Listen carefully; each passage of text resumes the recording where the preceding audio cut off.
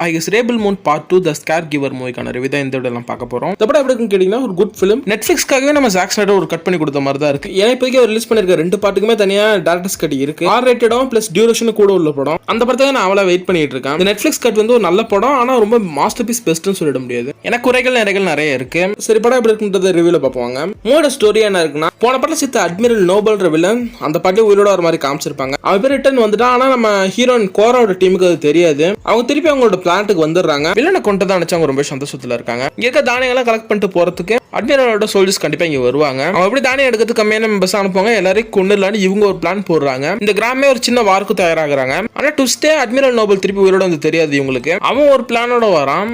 இப்போதைக்கு சின்ன வாரம் ஒரு மிகப்பெரிய வாரம் மாறுது. இந்த வாரில் யார் ஜெயிக்க போறா அதான் இந்த படத்தோட கதை. ரெபல் மூன் யூனிவர்ஸ் ஒரு மிகப்பெரிய ஃப்ரான்ச்சைஸா நம்ம ஜாக் ஸ்னைடர் பில்ட் பண்ண நினைக்கிறாரு. அதுக்கு இந்த ரெண்டு படங்களும் ஒரு விதையா அமைஞ்சிருக்கு, இல்ல ஒரு ஃபவுண்டேஷன் சொல்லலாம். அப்படியே பாசிட்டிவ் பாயிண்ட் சைடு வந்தோம்னா நம்ம ஜாக் ஸ்னைடரோட அந்த டச்சான சினிமாட்டோகிராஃபி பயங்கரமா இருக்கு. அது பேர் ஸ்னைடர் படங்களை பெஸ்டா இருக்கும், இந்த படத்துல பெஸ்டா இருக்கு. ரெண்டாவது இந்த ஆக்ஷன் சீக்வன்ஸ் நல்லா இருந்துச்சு. எல்லாமே ஃபைட் சீக்வன்ஸ் எல்லாமே ரியலிஸ்டிக்காவே இருந்துச்சு. மூணாவது இந்த மூவில நடிச்ச எல்லா ஆக்டர்ஸுமே சூப்பரா நடிச்சிருந்தாங்க. ரைட்டிங் இந்த படத்துல நிறைய கேரக்டர்ஸ்க்கு ஒழுங்கா எழுதல, இருந்தாலும் இருக்கிற ரைட்டிங்ல இருக்கிற ஸ்கோப்ல அந்த ஆக்டர்ஸ் அவங்க கேரக்டர்ல பெஸ்டா நடிச்சிருந்தாங்க.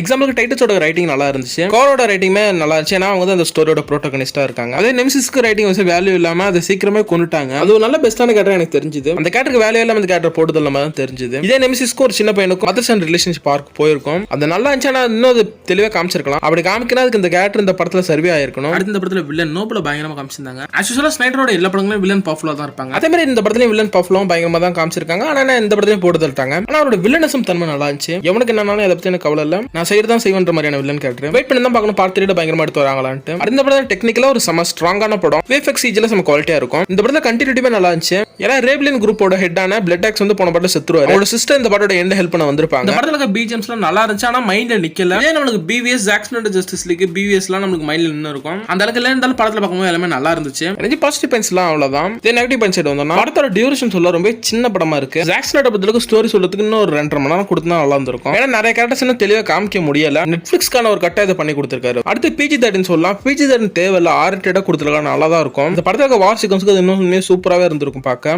ரைட்டிங் வைஸ் நிறைய கேரக்டர்ஸ்க்கு அவர் இம்பார்ட்டன்ஸ் நம்ம ஜாக் ஸ்னைடர் கொடுக்கல. அவரோட ரைட்டிங் வீக்கா இருக்கா, இல்ல இந்த கட்ல எப்படி இருக்கலாம், இல்ல அவரோட கட்ல என்ன டீடைல் கூட இருக்கலாம். ஆனா ஆவரேஜா நிறைய விஷயத்தை ப்ரெடிக்ட் பண்ற மாதிரி ஒரு ப்ரெடிக்டபிளான ஸ்டோரியாவே கொண்டு போயிருந்தாரு நம்ம ஸ்னைடர். அவர் நடிச்ச என்ன வித்தியாசத்தை பண்ணிருக்க முடியும், ஏன் பண்ணலன்றது தெரியல. அடுத்து நம்ம கோரா ஃபார்ம் பண்ணிருக்க அந்த டீம்னு பாத்தீங்கன்னா எல்லாருக்குமே ஒரு விதமான பேக் ஸ்டோரி தான் இருக்கு. எல்லாருமே மதர் வேர்ல்டால பாதிக்கப்பட்டு இங்க வந்தவங்க தான். ஆனா இவங்க டேபிள்ல உட்காந்து இந்த கதையை உன் கதையை சொல்லி இவங்க பேசிக்கிட்டு இருக்காங்க. சீன் வைக்கணும்னு வச்ச மாதிரி இருந்துச்சு. இவங்களோட பேக் ஸ்டோரியோட நம்ம கனெக்ட் ஆனதா இவங்களுக்கான அந்த எமோஷன்றது நமக்கு புரியும். இந்த கேரக்டர்ஸோட நம்ம எமோஷனலா கனெக்ட் ஆக முடியும். ஒரு டிஃபரெண்ட் வேல இதை நம்மளுக்கு கன்வே பண்ணிருக்கலாம். ஆனா இதை சொல்லணுமேன்றதுக்கு சொன்ன மாதிரி இருந்துச்சு. எனக்கு தெரிஞ்சு இவ்வளவு தான் எனக்கு நெகட்டிவா பட்டது. அதெல்லாம் தாண்டி பத்தி இந்த படம் ஒரு நல்ல படம் தான். ரெபல் மூன் பார்ட் 6 வரை எடுக்கலாம்னு சொல்லிட்டு நம்ம ஜாக் ஸ்னைடர் பிளான் பண்ணிருக்காராம். இடையில இதுல ஒரு சில கேரக்டர்ஸ் ஸ்பின் ஆஃப் சீரிஸ் வந்தாலும் வர வாய்ப்பு இருக்கு. இந்த பார்ட் 2 ஒரு பெரிய ஸ்டோரிக்கான லீடா தான் முடிஞ்சிருக்கு. என்ன நமக்கு ஒரு ட்விஸ்ட் வர அடிச்சிருக்காங்க. பிரின்சஸ் இன்னும் சாகல, பிரின்சஸ் இன்னும் உயிரோட தான் இருக்காங்கன்ட்டு. இப்போ இவங்க மொத்த பேரும் சேர்ந்து பிரின்சஸை கண்டுபிடிச்சு மதர் வேர்ல்டுக்கு எதிராக ஃபைட் பண்ணி அவங்களை டிஃபீட் பண்ணி அதுக்கப்புறம் அரியான்ல அந்த பிரின்ஸ் உட்கார்ற மாதிரி இந்த ஸ்டோரி எண்ட் ஆகணும். ஆனா இது சொல்றதுக்கு வேணா ஈஸியா இருக்கலாம். ஆனா இப்போதைக்கு இருக்க மதர் வேர்ல்டு டேக் டவுன் பண்றது கொஞ்சம் கஷ்டம். அது அடுத்த படங்கள் எப்படி பண்ண போறாங்கன்னு பார்ப்போம். நான் இந்த மாதிரி டாட்டா ஸ்கிரிப்ட்காக நான் வெயிட் பண்ணிட்டு இருக்கேன். ஓகே, இதோட இந்த ரிவ்யூ இந்த வீடியோ முடியுது. நெக்ஸ்ட் ஒரு நல்ல சந்திக்கிறேன். அதுவரையும் உங்களிடம் விடைபெறுவது நான் உங்கள் மேட்ச் டாடா பை கைஸ்.